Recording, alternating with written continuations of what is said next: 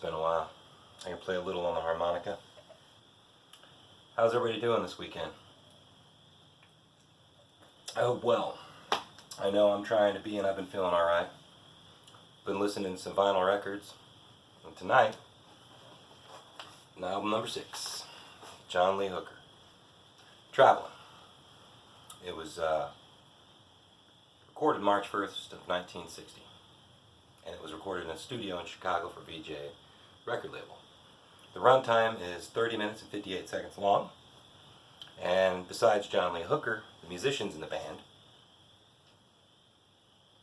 were Sylvester Hickman on bass, Jimmy Turner on drums, William Lefty Bates on guitar. He had his own band, Lefty Bates Combo, but was a very talented session musician.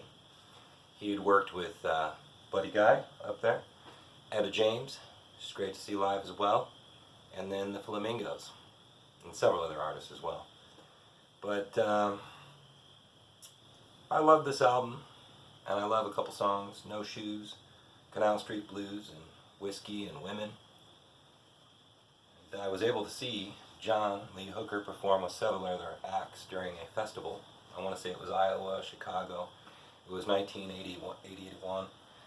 I can't keep track because I was little, and plus I used to go all the time. I'd go to one tomorrow if everything was opened up, and don't worry, my friends, they will be.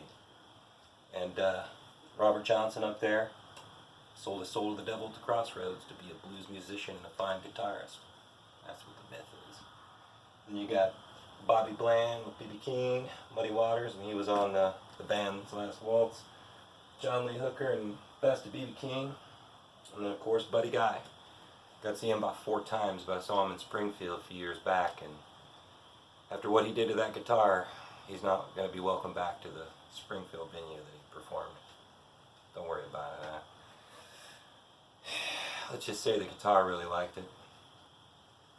No, it's not that bad. But no, how is everybody doing? I know that being cooped up in the house, I've apparently forgot how to drive, and I drove for a living for over 10 years. In my parking complex, in my parking lot at my apartment, I turned my right signal on to pull out.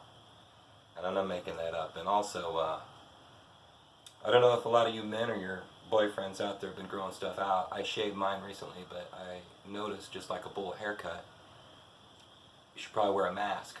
Check that out. Civil War sideburns there and beard. I'm going to trim that later. Maybe next time I'll have a bowl on my head and mask on. We'll trim that live on Wednesday's show. I don't know. But now leave some comments, and also check out my highlights under 20 in my story if you want to see some pictures, hear a little bit of the music on this album. It's worth a listen, I swear to you, but I'm a huge blues fan. And just a few facts here. He was inducted into the Rock and Roll Hall of Fame in 1990. His first instrument was made out of a piece of string and an inner tube. Tony Hollis gave him his first guitar, a blues musician that his sister was dating. And this one is cool. The first electric guitar was given to him by T-Bone Walker. If you don't know who he is, he's a pioneer and innovator of jump blues.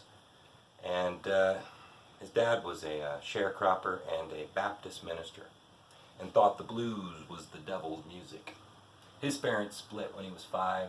Mom remarried to a blues musician who taught him a few licks on that guitar there, and then he moved his way out. At 14 years old, he ran away and made it to Memphis, Tennessee, and joined the army until 3 months later discovered he was a kid. So he did have some house parties.